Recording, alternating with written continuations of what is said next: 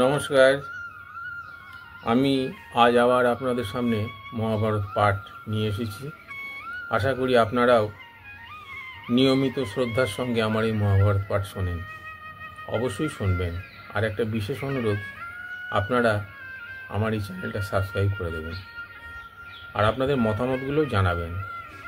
আমার এই মহাভারত পাঠ কেমন হচ্ছে, আপনাদের কেমন শুনছেন, এ থেকে কেমন শিক্ষা লাভ হচ্ছে এবং আপনাদের এর জন্যে সংসারে কতখানি উন্নতি হচ্ছে সব জানাবেন এবং আপনারা বুঝতেও পারবেন। ভগবান আপনাদের মঙ্গল করুন।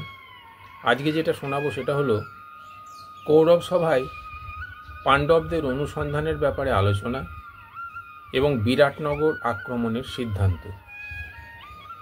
বৈশম্পায়ন বললেন, রাজন, ভ্রাতাসহ কীচক অকস্মাৎ বধ হয়েছে শুনে সকলে অত্যন্ত আশ্চর্য হলো এবং সেই নগর ও অন্যান্য রাষ্ট্রেও সকলে আলোচনা করতে লাগলো যে মহাবলী কীচক তাঁর শৌর্যের জন্য বিরাট রাজার অত্যন্ত প্রিয় ছিলেন। তিনি বহু শত্রুবধ করেছিলেন, কিন্তু সেই সঙ্গে তিনি অত্যন্ত দুষ্ট ও পরস্ত্রীগামী পাপাচারী ছিলেন। তাই তাকে গান্ধর্বরা হত্যা করেছে। মহারাজ, শত্রু নিপাতকারী বীর কীচককে বিষয়ে দেশে বিদেশে এইরূপ আলোচনা হতে লাগল। সেই সময় পাণ্ডবদের অজ্ঞাতবাসের খোঁজ করার জন্য দুর্যোধন যে বহু সংখ্যায় গুপ্তচর নিযুক্ত করেছিলেন, তারা বহু দেশ রাষ্ট্র ঘুরে হস্তিনাপুরে ফিরে এলো। তারা রাজসভায় কুরুরাজ দুর্যোধনের কাছে এলো, যেখানে মহাত্মা ভীষ্ম, দ্রোণ, কর্ণ, কৃপ এবং দুর্যোধনের ভাইরা উপস্থিত ছিলেন। তারা সেখানে এসে বলল, রাজন, পাণ্ডবদের অনুসন্ধানের জন্য আমরা বহু চেষ্টা করেছি, কিন্তু তাঁরা কোথায় গেলেন তার আমরা কোনো খোঁজ পাইনি। আমরা পর্বতে, ভিন্ন ভিন্ন দেশে, গ্রাম থেকে অন্য গ্রামে, নগরে অনুসন্ধান চালিয়েছি। আমাদের মনে হয় তাঁরা আর বেঁচে নেই। আমরা অবশ্য খবর নিয়ে জেনেছি যে ইন্দ্রসেন প্রমুখ সারথীগণ পাণ্ডবদের ছাড়াই দ্বারকাপুরীতে ফিরে গেছে এবং সেখানেই আছে। পাণ্ডবরা সেখানে যাননি। তবে অন্য এক সুসমাচার আছে। রাজা বিরাটের মহাপরাক্রমশালী সেনাপতি কীচক, যিনি মহাপরাক্রমে তিগর্ত দেশকে পরাজিত করেছিলেন, তাকে তার ভ্রাতাগণ সহ গান্ধর্বরা গুপ্তভাবে হত্যা করেছে। দূতদের কথা শুনে দুর্যোধন বহুক্ষণ চিন্তা করলেন। তারপর সভাসদদের ডেকে বললেন, পাণ্ডবদের অজ্ঞাতবাসে 13 বর্ষ শেষ হতে আর অল্প দিন বাকি। তা সমাপ্ত হলে পাণ্ডবরা মদমত্ত হাতি এবং বিষধর সর্পের ন্যায় কৌরবদের আক্রমণ করবে। তারা সকলেই সময়ের হিসাব করে কোথাও লুকিয়ে আছে। এমন কোনো উপায় বার করতে হবে যাতে তারা ক্রুদ্ধ হয়ে বাইরে এসে আবার বনে যেতে পারে। অতএব শীঘ্র তাদের খোঁজ করো, যাতে আমাদের রাজ্য চিরকালের জন্য বাধা বিপত্তি মুক্ত হতে পারে। তাই শুনে কর্ণ বললেন, ভরতনন্দন, শীঘ্র কুশলী গুপ্তচর পাঠান। তারা গুপ্তভাবে নানা জনাকীর্ণ দেশে যাবে এবং সুরম্য সভা, মহাত্মাদের আশ্রম, তীর্থাদি, গুহা এবং নগরবাসীদের বিনীতভাবে জিজ্ঞাসা করে ওদের অনুসন্ধান করবে। দুঃশাসন বললেন, রাজন, যেসব দূতের উপরে আপনার বিশেষ আস্থা আছে তাদের পাঠান। কর্ণের কথা আমার ঠিক বলে মনে হয়। তত্ত্বদর্শী পরাক্রমশালী দ্রোণাচার্য তখন বললেন, পাণ্ডবরা সুরবীর, বিদ্বান, বুদ্ধিমান, জিতেন্দ্রীয়, ধর্মজ্ঞ, কৃতজ্ঞ এবং নিজ জ্যেষ্ঠ ভ্রাতা ধর্মরাজের নির্দেশে কাজ করে। এইরূপ মহাপুরুষগণের নাশও হয় না এবং কারো দ্বারা অসম্মানিতও হন না। এদের মধ্যে ধর্মরাজ যুধিষ্ঠির অত্যন্ত শুদ্ধচিত্ত, গুণবান, সত্যবান, নীতিবান, পবিত্রতা এবং তেজস্বী। তাকে চোখে দেখলেও কেউ চিনতে পারবে না। অতএব এই কথা স্মরণ রেখে আমাদের ব্রাহ্মণ, সেবক, সিদ্ধ পুরুষদের, যাঁরা ওদের চেনেন, তাদের মধ্যে থেকে গুপ্তচর বেছে নিতে হবে। তারপর ভরতবংশের পিতামহ, দেশ কাল জ্ঞাতা, ধর্মজ্ঞ ভীষ্ম কৌরবদের হিতার্থে বললেন, ভরতনন্দন, পাণ্ডবদের ব্যাপারে আমার যা ধারণা তা আমি বলছি।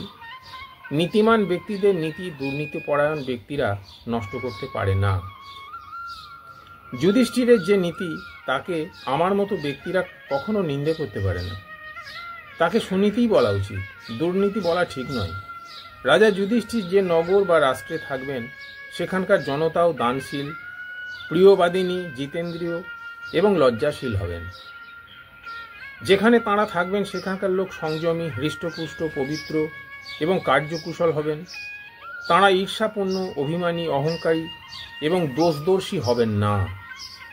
সেখানে সবসময় বেদধ্বনি হবে এবং বড় বড় যজ্ঞাদি হবে। মেঘ ঠিকমতো বৃষ্টি দেবে, রাজ্য ধনধান্যপূর্ণ ও ভয়শূন্য হবে, মলয় বায়ু প্রবাহিত হবে, পাষণ্ড শূন্য রাজ্য হবে, কোনো প্রভাবের ভীতি থাকবে না। গোধনের আধিক্য থাকবে, গো দুগ্ধ, ঘৃত, দই খুবই সরস ও পুষ্টিদায়ক হবে। রাজা যুধিষ্ঠির খুবই ধর্মনিষ্ঠ। তার মধ্যে সত্য, ধৈর্য, দান, শান্তি, ক্ষমা, লজ্জা, শ্রী, কীর্তি, তেজ, দয়ালু ভাব ও সারল্য সর্বদাই বিরাজ করে। সাধারণ লোকের কি কথা, বিচক্ষণ ব্রাহ্মণও তাকে চিনতে পারবেন না। সুতরাং যে স্থানে এইসব লক্ষণ দেখা যাবে সেই স্থানেই মতিমান পাণ্ডবরা গুপ্তভাবে বসবাস করছেন জানবে। তোমরা সেই সব জায়গাতে অনুসন্ধান করো। আমি এছাড়া আর কিছু বলতে চাই না। আমার কথায় যদি বিশ্বাস না করো তবে যা ভালো মনে হয় তাই করো। তারপর মহর্ষি শরদ্দানের পুত্র কৃপ বললেন, বয়োবৃদ্ধ ভীষ্ম পাণ্ডবদের নিয়ে যা বলেছেন তা যুক্তিযুক্ত এবং সময়ানুসার। এতে ধর্ম, অর্থ দুই নিহিত এবং খুবই গুরুত্বপূর্ণ। সেই বিষয়ে আমার বক্তব্য শোনো। তোমরা গুপ্তচরের সাহায্যে পাণ্ডবদের গতি ও স্থিতির খোঁজ নাও, আর এই সময় যা হিতকারিণী তার আশ্রয় নাও। স্মরণ রেখো যে অজ্ঞাতবাসের কাল সমাপ্ত হলেই মহাবলী পাণ্ডবদের উৎসাহ অত্যন্ত বৃদ্ধি পাবে। তারা অতুল পরাক্রমী। সুতরাং এখন তোমাদের সেনা, কোষাগার এবং নীতি সাবধানে রক্ষা করা প্রয়োজন, যাতে তারা ফিরে এলে আমরা সসম্মানে সন্ধি করতে পারি। তোমার সৈন্যদের পরীক্ষা করা উচিত, তারা তোমার উপর সন্তুষ্ট কিনা। সেই অনুসারেই আমাদের সন্ধি বা যুদ্ধ করতে হবে। সেনারা সন্তুষ্ট থাকলে তারা যুদ্ধে জয়লাভের চেষ্টা করে, অসন্তুষ্ট থাকলে প্রতিপক্ষের সঙ্গে তারা সন্ধি করে নেয়। নীতি হল সাম, দান, ভেদ, দণ্ড ও কর গ্রহণ। এদের শত্রুকে আক্রমণের দ্বারা দুর্বলকে বলের সাহায্যে, মিত্রকে বুঝিয়ে শুনিয়ে এবং সেনাদিকে মিষ্টভাষণ ও সুবেতন দিয়ে বশ করতে হয়। তুমি যদি এইভাবে রাজকোষ ও সেনাদের ঠিক রাখো তাহলে সফল হবে।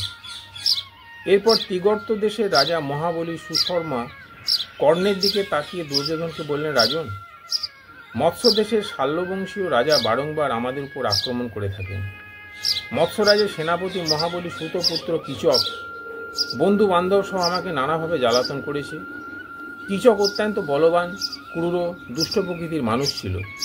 তার পরাক্রম জগৎবিখ্যাত। আমরা সে সময় কিছু করতে পারিনি। এখন সেই পাপীকে গান্ধর্বরা বধ করেছে। তার মৃত্যুতে বিরাটরাজ বলহীন ও নিরুৎসাহ হয়েছেন। তাই যদি আপনাদের ঠিক মনে হয় তাহলে এই সময় ওই দেশ আক্রমণ করা উচিত। সেই দেশ জয় করে যেসব ধন, রত্ন, নগর, গ্রাম পাওয়া যাবে আমরা নিজেদের মধ্যে তা ভাগ করে নেব। ত্রিগর্তরাজের কথা শুনে কর্ণ দুর্যোধনকে বললেন, রাজা সুশর্মা বড় ভালো কথা বলেছেন। এ অত্যন্ত সময়ানুসার কাজের কথা।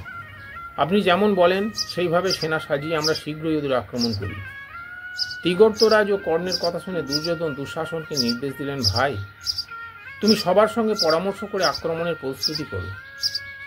প্রথমে সুশর্মা আক্রমণ করবেন, দ্বিতীয় দিন আমরা যাব। এরা গোয়ালাদের থেকে গোধন ছিনিয়ে নেবে। তারপর আমরাও সেনাদের দুভাগ করে রাজা বিরাটের 1,00,000 গোধন অধিকার করব। নমস্কার।